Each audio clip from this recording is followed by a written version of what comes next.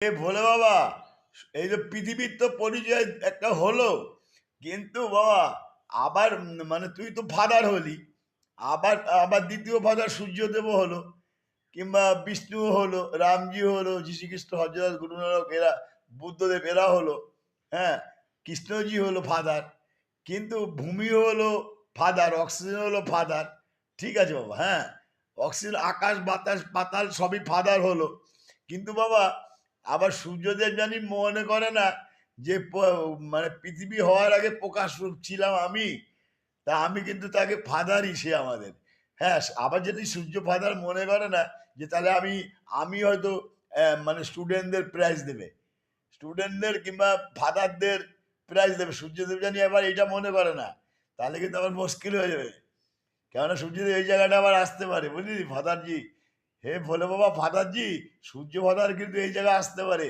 পৃথিবীর ফলোয়ার আমিই ছিলাম, কিন্তু ফলোয়ার ফলোয়ার ছিল সব ঠিক আছে, ফলোয়ারকে ফলোয়ার ছিল ঠিক আছে, আলো ছিল, হ্যাঁ, তা আলোকে ডিসাইডেড কে করবে যে আলোই যে প্রাইজ দেবে? আলোকেও তো কেউ প্রাইজ দিতে পারে। আলো যেমন ছিল অন্ধকারও তো ছিল, আলো যেমন ছিল সূর্য ফাদার, সেমন অন্ধকারও ফাদার ছিল। তো অন্ধকার আলোকে প্রকাশ করবে কে? অন্ধকার আলোকে প্রকাশ করবে কে? তাহলে দুজনে আগে ঠিক করুক, সূর্যদেব আর অন্ধকার যে ফাদার কিংবা মাদার রয়েছে, দুজনে ঠিক করুক বড় কে। তাই এই দুজনকে আগে কে প্রাইজ দেবে? এই দুজনকে তো ফার্স্ট প্রাইজ দিতে হবে, কেননা এরাও তো ভোলে বাবার মতন বাবা, সূর্য ফাদার বাবা তো।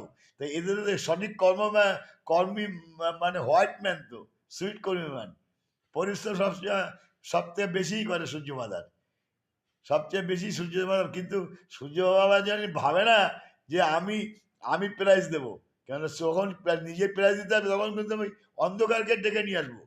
তা অন্ধকারটা কে? সেটা সূর্যদেবকে বলতে হবে। তা অন্ধকার আর সূর্যদেব দুটোর মীমাংসা করুক আগে কে, কেন ওদের তো সূর্যদেবকেও প্রাইজ দিতে হবে, ফার্স্ট প্রাইজ, আমার ভোলে বাবাকেও দিতে হবে, বিষ্ণুকেও দিতে হবে, রামজি কৃষ্ণজিকেও দিতে হবে। সুতরাং পৃথিবীতে বেশি যারা বুঝেছে তারা বুঝেছে, আমার ভোলে বাবা বুঝেছে, সূর্যদেব বুঝেছে, কৃষ্ণজি বুঝেছে, বোঝেনি কি?